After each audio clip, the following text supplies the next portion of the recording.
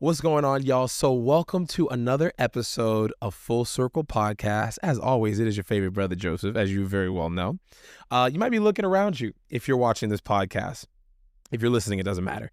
But you might be looking all around you and trying to figure out, where is bro at, right? So I'm over here. I'm at my apartment in the space and just decided to do an episode from home today. And why is that? Well, I have been monitoring these NBA games, and I just got finished watching the Warriors play the Rockets, and man, what a game that was. Obviously a very tough game for me to watch. We got cooked. We got absolutely cheek clapped in that game. That series is going to be moving to Golden State, I believe, on Friday, if I'm not mistaken. So we're going to talk about that a little bit. See where some of the predictions are. I gave a couple of predictions, I believe, an episode or two ago. Actually, 2 episodes ago, I talked about the Western Conference matchups, and then, of course, the Eastern Conference matchups. So we'll talk a little bit about that today, see where we're kind of heading in that moment.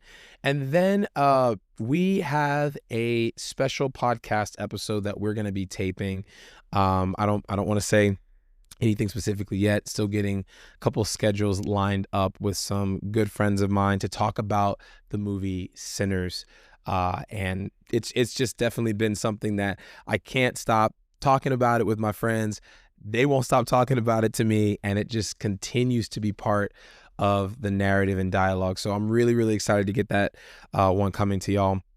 I would say if we end up doing that next week, look out for that on a Friday, and we'll have a regular episode coming to you on Wednesday. With that being said, if you are listening to this, if you've been listening to our episodes here, if someone shared this with you, listen, first of all, go ahead and tell them thank you, because they're doing the good work out here. And then go ahead and subscribe to us if you're listening on Apple Podcasts, if you're listening on Spotify, Amazon, wherever you found this. Go ahead, give us a thumbs up, like, and subscribe, and then leave us a comment. You know, it literally costs nothing, as I always say, to support a nigga. So go ahead and do that right now. I'm gonna give you some time. Okay, beautiful, perfect. Even if you have to pause it, go ahead. But thank you so much for your support. It really, really means a lot.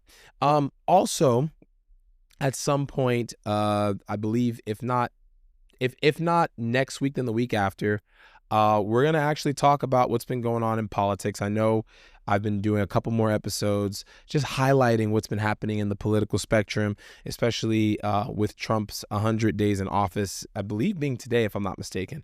So we're going to touch a little bit on what's been going on with that, the new push towards immigration and cracking down on even people that have some sort of protected status. What does that look like? We're going to talk a little bit about that. So look forward to and expect that episode as well. Okay.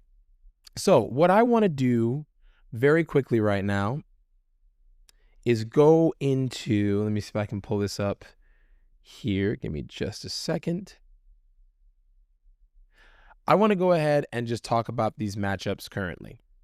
Okay. So if you've been watching the NBA playoffs, right, you probably know very, very well that this has been one of the craziest NBA playoff seasons ever. It's like we're kind of seeing what I call a changing of the guard right now in the league. Of course, LeBron, being almost 41, which is absolutely crazy right now. I mean, still being a top 10 player in the league. I talk about this all the time. To see the fact that a player like LeBron, and really the Lakers, after getting Luka Doncic in that trade, they are currently playing right now. They're on the verge of being eliminated tonight. Are they going to be able to overcome that? I mean, I had the Lakers winning this series, and so it definitely comes as a shock to me that right now they're in a 3-1 position. But you got to give credit to Anthony Edwards. You got to give credit to the matchups that the Timberwolves have had against the Lakers. But really, Anthony Edwards, can we just give him credit for how he has been showing up and showing out, putting on a whole performance, and really giving the Timberwolves life in this series. So that's definitely something we have to talk about. Of course, we're going to keep monitoring that game right now, which, I mean, this is absolutely crazy because I'm coming to y'all right now as this game is live. Currently, the score between the Timberwolves and the Lakers, the Timberwolves are up 53-43, Lakers. So, 2 minutes, 44 seconds left in the second quarter. We'll see what happens with that game. Will it be an elimination game tonight? Or will the Lakers be able to send this back to Minnesota, in which they will push for an opportunity to go ahead and either win that game and take it to Game 7 back on Lakers home court, or will they be chilling in Cancun? It waits to be seen, right? With that being said, kind of moving on from that, let's talk about some, we're going to go both conferences here. Let's talk about what's been happening in the Western Conference right now, and who's still in the matchups, who's eliminated. So let's start with who's eliminated right now. The Thunder Grizzlies series. I mean, we talked about this I think it was 2 weeks ago. Yeah. The Thunder obviously won that series, terribly sweeping the Memphis Grizzlies. It was just something that we kind of knew, right? I mean, Ja Morant being injured in that Warriors game, coming back and playing the rest of that game, them losing, and then they go on to still continue to play, make it into the playoffs, battle against OKC. OKC is just stacked, right? And then Ja Morant got injured again. So it was just really, really difficult for them to be able to keep up with the length and the depth of the Thunder team, who has just largely been cruising so far. Of course, they went ahead and got that job done on a Saturday of last week and eliminated the Memphis Grizzlies. So right now, I mean, listen, the Thunder's chilling. They're resting right now. And so I believe who they are set to go up against next will be the winner of the Nuggets and the Clippers series. So right now, as I was watching this game last night, the Nuggets are currently leading 3-2. They had a really, really good game last night. Denver really led most of the way. Got to give a shout out and props to Russell Westbrook for really getting that game going early. And then just, I mean, to watch the game and see Jamal Murray really take over. I think he had 40-plus points in that game last night. I was sitting there watching the game at a sports bar, and I was kind of blown away by what I was seeing. I mean, he just started lighting it up from three. And of course, we know what Jokic is capable of, really being able to control the game, and I mean, doing what he does. His shot is so wild to me. I mean, Nikola Jokic's shot, when he puts it up, it's kind of like, I'm like, is that going to go in? Like, he just kind of casually, like, just shoots it. But the level, for as big as he is, the level of control, poise that he has, and his ability to really get those tough shots, especially from beyond the arc, as well as really, force people to foul him with his length. It's just unbelievable. So, however, we can't ignore the fact that Kawhi Leonard has been balling. Zubac has been able to get in there and literally, make his presence known with offensive rebounds, forcing his way into the paint and getting those shots, scoring as well. And I just think, like, Norman Powell, you cannot ignore his ability to really be a great 3-and-D player. So, I mean, we'll see what happens in that series. I still believe that the Nuggets are going to be able to get it done. The game goes back now to Los Angeles, where they will be playing Game 6. So we'll see what happens in that series. But, I mean, man, good basketball is being played, especially after just kind of seeing how the season was going in both conferences.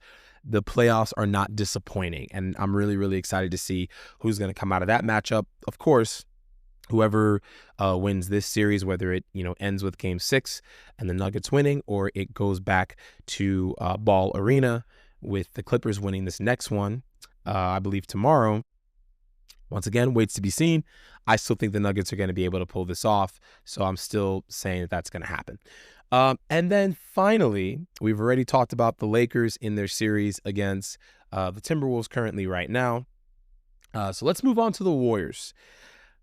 Of course, you guys know the Warriors are my team, and I'm very, very biased against them. But tonight, I'm watching the game, and it looked to me like we came out to play knowing that we have a 2-game cushion. Now, obviously, the way we played in game 3 and the way we played in game 4, especially with Steph being able to still get those open opportunities, get a shot anywhere after, getting going, Jimmy Butler coming down with an injury, I believe in game 2, and then coming back and being available for game 4. It was just really beautiful to see how we rallied and got that done. But the Rockets came out tonight, and this was something that Draymond Green talked about in the press conference in game 4 or after game 4. He basically said, listen, they're going to come out. They're going to punch us on the mouth. We already know that. And so it's just really a matter of, are we going to go in there and be able to get it done in that hostile environment that is the Toyota Center, or are we going to, take one on the chin and then come back to Chase Center and get it done? Tonight, the Warriors came out looking like they were like, we could win this one, or we can go home and get it done. So, it's a 3-2 situation going on right now. But Golden State looked like they lacked a little bit of urgency. And I think that, obviously for me, I've seen this happen before. They were down like 30 points. The Rockets were shutting them down defensively. The Warriors turned the ball over. I think it was like 10 times before the half. And so, Steph got 11 points in the second quarter. I think Jimmy was kind of stagnant tonight. But the story of the evening was Amen Thompson. Amen Thompson really showed up and showed out and was really able to generate a tremendous amount of offense for the Rockets tonight, as well as just the Rockets were so solid on defense. Like it was literally pissing me off just watching. They were so solid on defense. They were so locked in. I think Dylan Brooks got a couple of shots, but it was, I think Fred VanVleet at one point, he was, I think 15 or 16 of 18. So just very, very efficient offense. Once again, they had a 30-point lead at one point during the game and really sustained that to the point that Steve Kerr pretty much waved the white flag in the third quarter. I think it was at like 5 minutes in the third quarter, waved the white flag and put in the starters. And this is where things shifted. The starters began to go in, led by Pat Spencer. The starters began to go in and get the work done. Moses Moody, I believe he had like 25 or 26 points tonight, generating offense to the point that Ime Udoka, the coach of the Rockets, had to, in the waning moments of the fourth quarter, had to turn around and put in the starters to get the job done. Now, of course, Steve Kerr was debating whether he would put in, the starters on the Warriors side. But to see the fact that the Warriors were able to claw their way back and knock down some points to get that deficit cut down, it was pretty incredible to watch that. I mean, at some point I was sitting there like, is it going to happen? Are we going to get our guys back in there? Can they potentially get this done? Of course, you know me, I'm always pulling for my team no matter what. That's just me. But of course, the Rockets went ahead and they ended up winning that game. And the lead was, or the game was cut down.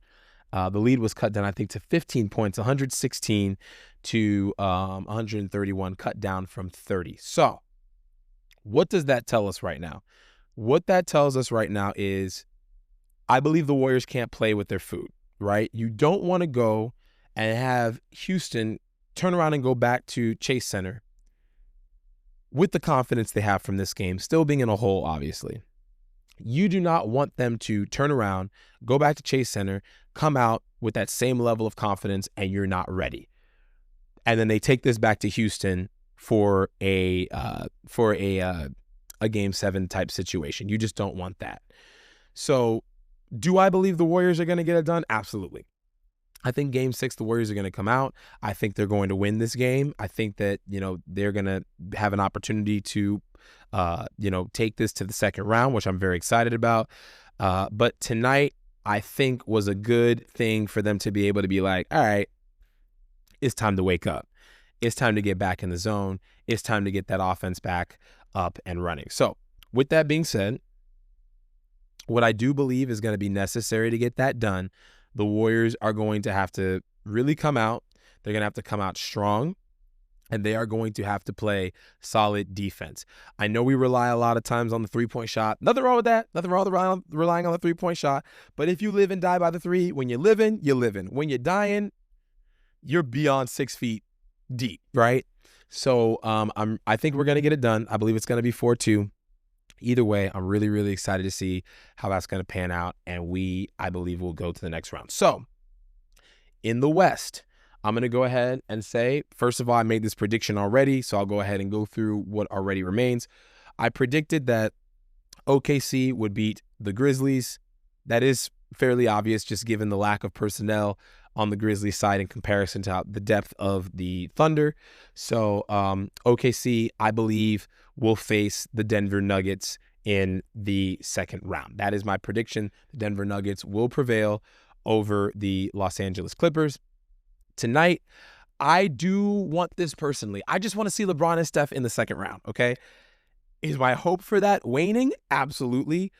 I think tonight that it is possible the Lakers will be able to prevail and extend the series into Minnesota for a Game 6. We'll see what happens. Right now, it's looking like the Timberwolves can win this series, but I still want to say I'm holding out hope. So I'm gonna hold out hope on this one. But it is looking like the Timberwolves are gonna win. Still holding out hope. Notice I said that.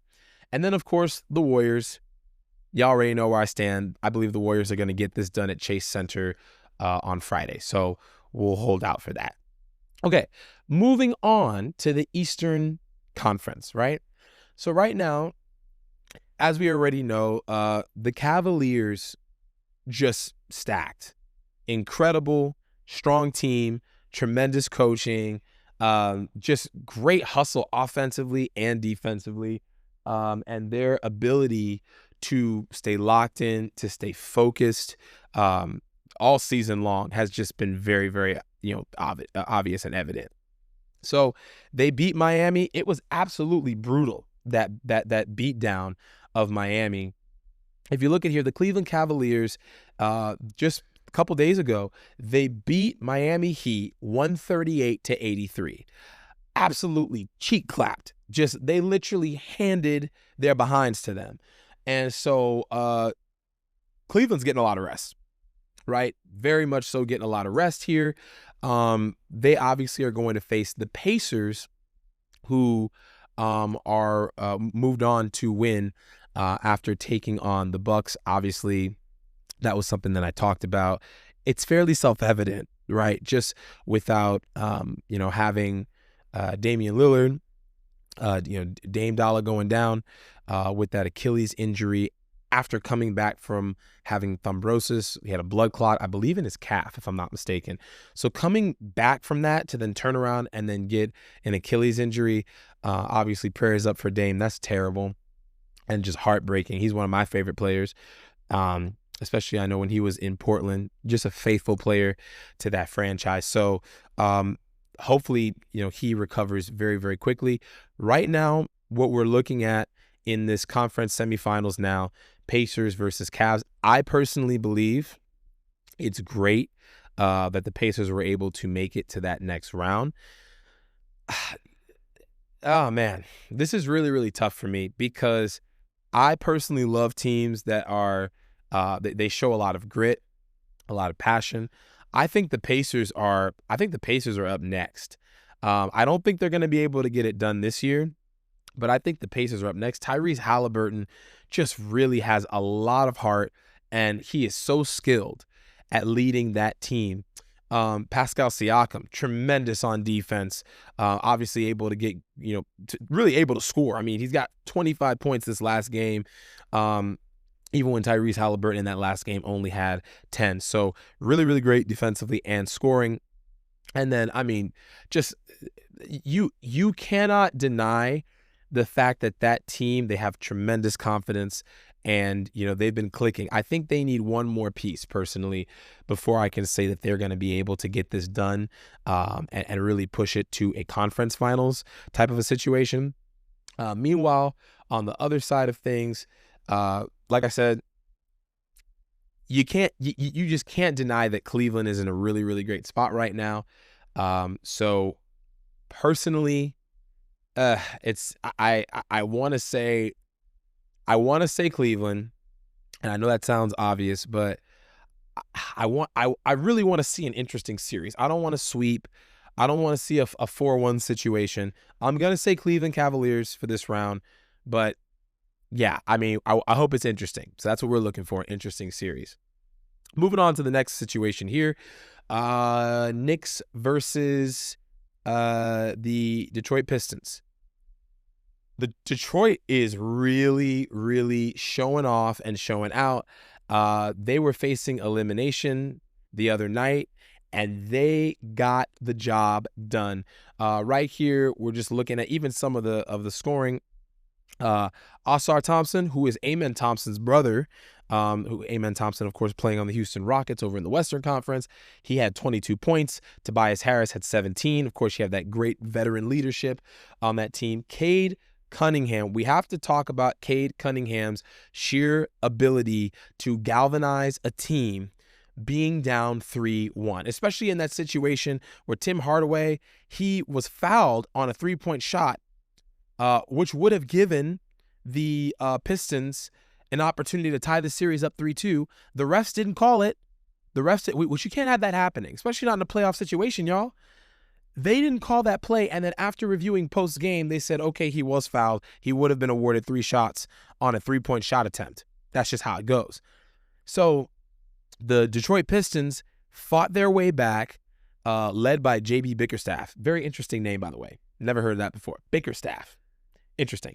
But being able to get that done, absolutely incredible. So I really believe that they are making this game interesting. Dennis Schroeder as well, crafty, able to pick his way through defenses either at the three-point line or inside of the paint and shooting fadeaways. He is really, really efficient. And in the playoffs, I remember when we took on the Los Angeles Lakers in the semifinals, I believe it was back in 2023, and I thought the Warriors were going to make their way onto the conference finals. And Dennis Schroeder, he picked his way through our defense, picked us apart. I think it was in the game, if I'm not mistaken, it was in game 5 or game 6, and we really should have won that. We kind of beat ourselves in that situation, but he worked to pick us apart in the waning minutes of that fourth quarter. So really going to be interesting to see what they're able to do. They've got a tremendous amount of heart. However, we can't deny the fact Jalen Brunson has been balling in this series. And Jalen Brunson, his ability to get a shot anywhere. I watched this guy just work his way into the paint, work his way past the three-point line, fadeaways, jumpers, three-point shots. His level of just confidence, even coming off that injury, his level of confidence is mind-blowing. And I think, him combined with Karl Anthony Towns, who had 17 points in this past game, Mikal Bridges, 17 points, Josh Hart, 15 points, OG Anunoby, everybody is scoring. Everybody is scoring. It was a 3-point game. Detroit Pistons ended up winning that game, so we don't want to take anything from them. But I will just say, I still think that New York is going to go ahead and get the job done here. I have all the confidence in the world that they will be able to get the job done. But, Detroit is not going down without a fight. And so that is something very, very important. I'll obviously continue to keep my eye on this, keep it monitored here. But these games are so exciting. They're so, dynamic. You'll see one game in one city, you got another game in another city, and you're just seeing a whole lot of intensity. People are playing with a tremendous amount of passion and heart. And so that is the situation currently over with the Knicks and the Pistons. Like I said, do I still believe that it's going to be the Knicks that prevail? Yes, I do. But, man, you just can't deny that level of passion, and it's just fun to watch. Okay, so finally, going into the last part here, what we have was the Magic versus the Celtics series. As you very well know, I mentioned this in the last episode of the podcast. Orlando Magic just does not have enough depth. They are a team with a lot of young players, a lot of passion, but you've got to have more when you're going up against the likes of Jason Tatum and Jaylen Brown. And that is exactly what happened. Paolo Banchero last night scored 19 points. Franz Wagner ended up scoring 25. Wendell Carter Jr. scored 12. That's just not enough. It's not enough to get the job done. And the Celtics, Jason Tatum exploded last night for 35 points. Jaylen Brown had 23. The next people leading behind that, Peyton Pritchard, Sam Hauser, and then Kristaps Porzingis and Al Horford, both with 9 apiece. Why it's very, very important that we talk about this is because of the fact that the Celtics, as I mentioned previously, they're just stacked. The Celtics are unstoppable right now, and they've largely been unchallenged. I mean, it's not hard to do so when you are playing against teams like the Orlando Magic. So Boston right now, they are getting their rest. They are waiting to face the here, let me take a look here and make sure I've got this right. I want to make sure I'm sharing this properly with y'all. They are waiting to face the winner of the Knicks and Pistons series. I think that if they go against the Pistons, it's going to be really a lot more scrappy. I think we're going to see a lot more intensity in that series. If they go up against the Knicks, I think we're going to see a lot more offensive scoring. But make no mistake about it, the Knicks want this. The Knicks definitely do. Detroit, I believe, is going to fight for their lives. And but Boston right now, they're comfortably resting. We'll see if the Knicks are able to get it done, I believe, tomorrow. So what are my predictions right now? Over in the Eastern Conference, a lot more straightforward, it seems to be, except for one series that we do have here. I do believe that, of course, as I predicted, the Cavs were going to beat the Heat. We knew that. The Pacers, obviously, as I predicted, moving on to that next series. Of course, that's just something to be seen. We knew that already, so they will obviously face the Cavaliers. It's going to come down right now, since we already know that Boston is comfortably waiting in the next round. It's going to come down to this Knicks and this Pistons series, and I am going to give the edge to the Knicks here. But right now, they are getting the Pistons are giving them a run for their money. So, who do you have? Let me know at _FullCirclePod on Instagram and at FullCirclePod on TikTok. Always feel free to shoot us a DM. Let me know what your thoughts are, and I'm going to continue to watch these NBA games as the playoffs continue to progress. Okay, wrapping up here. As I mentioned before, stay tuned. We are supposed to be shooting, I believe, next week, a special episode of Full Circle Podcast. This is going to be the first podcast featuring my friends and I, still getting schedules together. So stay tuned for that. We're going to be talking a little bit about the film, some themes that I noticed, as well as the cultural impact, and what does some of the conversations look like coming from this film. Looking from a kind of full circle point of view, how does this relate to our lives personally? And also, what are some things we can take away from what this means for the film industry, especially me, someone who's very, very passionate about this stuff? What is that going to look like? So we'll talk about that. Also, right now, we're going to have a conversation coming up in the future about Donald Trump's first 100 days in office, what has been accomplished, what has not been accomplished. And like I said, y'all know me. When good things are happening, I want the country to win because I want all of us to win. But we got to talk about things that are not being done right. We've got to talk about this from a perspective of how this is affecting the American people, and more importantly, how this is affecting the world. This whole idea of us being a just this isolationist country where we only do what works for America in the global context does not make sense because of 70 years of foreign policy and American leadership post-World War II and post the Cold War. So we're going to talk a little bit about that. I'm really, really excited. We've had, I believe this is now our 22nd episode of Full Circle Podcast. I want to say thank y'all for riding with us. We're just getting into the groove. We're just getting started here. Things are beginning to really shape up, and I am looking forward to more episodes where I get to share this with y'all. If there's a topic that y'all want to hear, anything that you guys want me to talk about specifically on this episode, coming up with some of our friends here about sinners, please go ahead and write into us at _Full Circle Pod on Instagram, as well as at Full Circle Pod on TikTok. I'm so excited for what's going to be coming.